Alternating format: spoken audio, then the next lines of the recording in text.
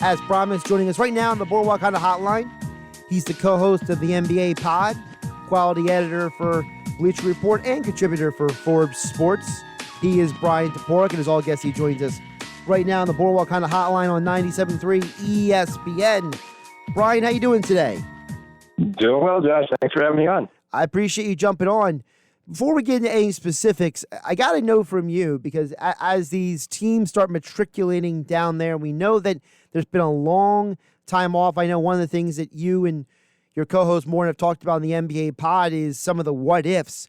What is the biggest what-if for you when it comes to what we're actually going to see on the floor? Because I feel like one of the things that we've been talking about here is that we don't know exactly what version of these players we're going to get when they get back on the court. Mm-hmm. Yeah, I think that is by far the biggest what if, because we can't, we assume when the season went on hiatus in mid-March, there was a pretty clear tier of the Bucks and the two LA teams had separated themselves from everyone else as the top tier championship contenders. And then there were some other teams in that second tier, Boston, Toronto, Denver, Houston, Philly on certain nights. But, I think it was pretty clear that those three were the clear favorites. Now, 4.5 months later, we don't know, who had access to a basketball net at their house. Some guys said they didn't pick up a ball for a couple months, and it's the longest they've gone without picking one up. So, yeah, what physical condition they're in and how quickly they can get back into basketball shape in terms of their fitness, but then also who can reestablish the chemistry they had going on back in March. Who can do that the most quickly will, I think, go a long way toward determining how far a lot of these teams go. Also, what about new chemistry? A team like the 76ers, they only played 19, 20 games with one lineup this year. A team like the Miami Heat, they got to work in Andre Iguodala somehow, some way.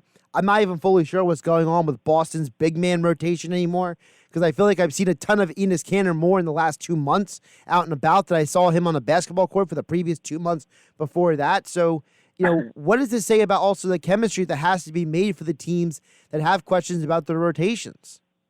Yeah, that's a big part of what these three scrimmages before the seeding games start and the 8 seeding games. I think there are a lot of teams with a lot of questions that need to be answered about their best rotation moving forward going into the playoffs. And the tricky thing is, you make these trades at the trade deadline in February and you expect to have 2 months to really work these guys in before you get to the important playoff games. Well, now there was a very limited sample size before the season went on hiatus, and now basically every team's back to square one. So you've got basically 8 games to figure out, from the Sixers' perspective, how do Alec Burks and Glenn Robinson III fit into the rotation, if at all? And then, a guy like Shake Milton, who is really coming on strong in February and March. Does he keep that momentum up? Does he need to start from square one as well? There's a lot on Brett Brown's plate in particular, going from the Sixers' perspective. Let's hit on that specifically. You brought up a couple very interesting names, Alec Burks and Glenn Robinson III. I'm working off the assumption, whether it's only mostly based on what we've seen from Brett Brown, that he's only going to go about maybe 8-10 deep on any given night.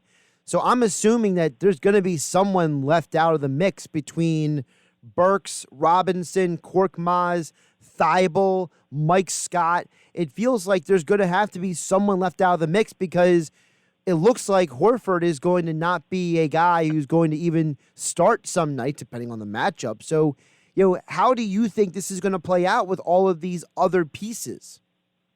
Yeah, it's a great question. A lot depends on what Brett Brown decides to do with the starting 5. I think clearly Simmons, Embiid, Josh Richardson, Tobias Harris, they're going to be locked in. Does he bring Horford back into the starting 5? Or, right before the season went out, he was tinkering with bringing Horford off the bench. Does Shake Milton start as the nominal point guard, even though he and Ben Simmons will start split ball handling duties? If that's the case, Alec Burks probably gets locked into the rotation just because he's going to be the only other backup point guard they have. If Horford starts, Milton comes off the bench. Burks probably has his minutes cut if he's not completely excised from the rotation. A guy like Mike Scott's really struggled for a lot of the season. But I think just because he has the chemistry with these teammates over the last year and a half, he probably will get more minutes than you would have thought going, back into March. And you were thinking like, oh man, Mike Scott might be out of the rotation come playoffs. So I think he's probably locked in. It'll be really interesting to see guys like Milton, Thibault, even Korkmaz, who just didn't really get a ton of opportunity until this year. Usually when you have a couple months off, the off seasons when you have, for young players in particular, you can make some big strides forward. So like this, even though they couldn't play organized basketball, does the game slow down for Thibault at all? Does he become aware of some of the mistakes that put him into Brett Brown's doghouse throughout the year, and does he cut those out? Because if so, the defensive aptitude that he brings probably gets him a rotation spot. So I think it's really too early to predict how the rotation is going to shake out, because I think that, Brett even said it. He said that like the 8 seeding games are going to go a long way to determine who's in, who's out, how much these guys play together. Bryan Toporek joining us here on the Boardwalk Hunter Hotline on 97.3 ESPN. Make sure to follow him on Twitter at @BToporek. NBA pod co-host, quality editor for Bleacher Report, also contributor for Forbes Sports. Bryan, I've been saying now for weeks, and this is just my opinion, I'm obviously not an NBA coach, but I think the Sixers' key is, I think if they go heavy on the defense and play a guy like Thibault a lot of minutes, go all in on, our goal is to slow down everybody, and that allows our offense to catch up. To me, that's the strategy to go with. Is that, though, the right mindset for the Sixers? Definitely, 100%. That's what, going into the year, they were saying we need to have an elite defense, and that's going to fuel everything for us. Their offense left a lot to be desired for much of the year, and they can't totally ignore that. But, they're the most efficient when they're in transition versus the half court. So if they play lockdown defense, that's going to open up more transition opportunities, whether it's, forcing steals, blocking shots, or just forcing misses and getting to run out before opposing defenses can get set. So, they need to make their identity defense first and the offense will follow, which, we saw that against the Raptors in last year's playoffs. Like, defense was what fueled them to that 7-game series. Joel Embiid finally spoke this week, Bryan, and I think one of the things that stood out to me at least was the amount of times that he said, I'm committed, I owe it to my teammates, I want to represent my city, I want to win a championship, I want to get back to dominating. It seems to me that Joel Embiid is very, very serious about the kind of basketball and the reason why he's playing basketball on the court. Yeah, it was funny to see his comments come out right after there was a story on ESPN this week about Rudy Gobert and Donovan Mitchell and their relationship, and how, Gobert is getting frustrated because he doesn't get as many touches as he would like. And then here you have Embiid coming out and saying, like, the offense needs to flow through me. Now, Joel Embiid is a far more talented offensive player than Rudy Gobert, who is mostly limited to putbacks and shots right around the hoop. So, like, the offense should be going through Embiid more than it is Gobert. But yeah, it's nice to see Embiid in the mindset of, he was rounding into form. He was very inconsistent for much of the year, but we saw in the All-Star game, and then coming out of the All-Star break, he said that kind of gave him the motivation, like, all right, we're in March, playoffs are right around the corner. I need to get back into the mindset of I'm the best damn player on the floor and no one can stop me. And when he's playing like that and everyone is playing off of him, that gives the Sixers a pretty good shot against any team on any given night. With that being said, you just said Sixers have a chance against any team any given night. But how much of a chance do you really give them versus the other teams in the Eastern Conference? Yeah, it's a very fair question. I guess it ultimately comes down to, do these count as home or road games? I'm not sure, because the home road splits were not ideal this year. But I will say, I think their ceiling going into the year, we thought it was going to be Bucks and Sixers at the top of the East. And then, Boston, Toronto, Indiana, Miami were going to be in that second tier. Clearly, that is not how it shook out. The Sixers were woefully inconsistent for most of the year. They still have the ceiling in them. Will they get it for an entire 7-game series? I don't know. I would bet not. More likely not than yes. But I think they do have the potential to get out of the East. I would say realistically, they're probably going to be a second-round knockout again. But if they can somehow, if they stay at the 6th seed and avoid the Bucks until the conference finals, could they beat Boston and Toronto? Yes. Could they beat Miami? Yes. Their best-case scenario would be somehow Miami either falls to the 6th or they get into a first-round matchup with Indiana in some way. Because with Victor Oladipo out, I think, of the top 6 teams in the East, that's the one we would really like. Are they going to have the opportunity to move up or down enough for that to happen? Probably not. I think realistically, they're probably best case scenario is a second round exit. But if everything fell completely right and they dodged the Bucks until the conference finals, I could see them going on a deeper run than anyone would have expected in mid-March.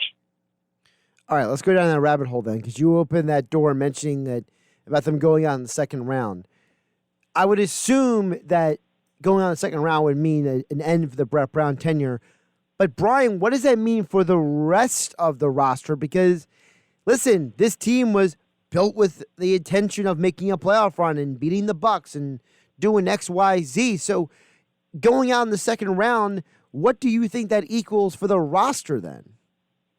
Yeah, it's really tough to say until we know the full scope of how much money the NBA loses and what the salary cap looks like next year. I know the popular refrain would be trade Al Horford for whoever you can get. Buddy Hield and Chris Paul are the popular answers, but I think that is, you'd have to include a lot to get either guy.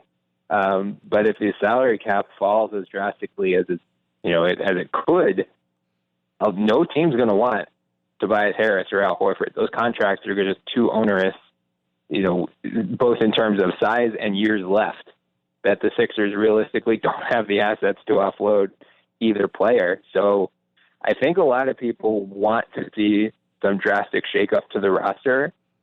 I'm somewhat skeptical that it's going to happen. I think, if anything, to get off of Horford, maybe you also have to trade Josh Richardson, who can become a free agent after the 2020-2021 season, just because at a certain point, especially, even if the cap wasn't going to fall, it was going to be very financially prohibitive to keep this starting lineup together beyond next season. Now, with the possibility or the likelihood that the NBA is going to lose a lot of money, both because they canceled a lot of games this season and fans may not be able to attend games at all next season. I just don't necessarily think there are going to be a lot of teams rushing out to acquire Al Horford, unfortunately.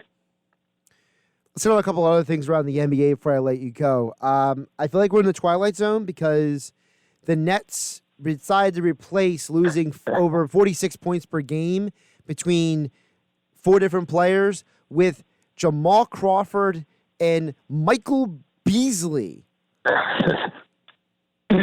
Yeah.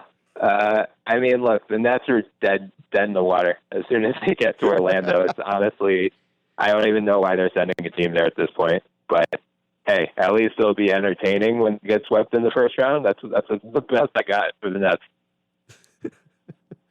I never thought in my life, I'm not against the guys opting out. Obviously, Dinwiddie, there's health situation. Jordan, there's a health situation. Chandler, he has concerns.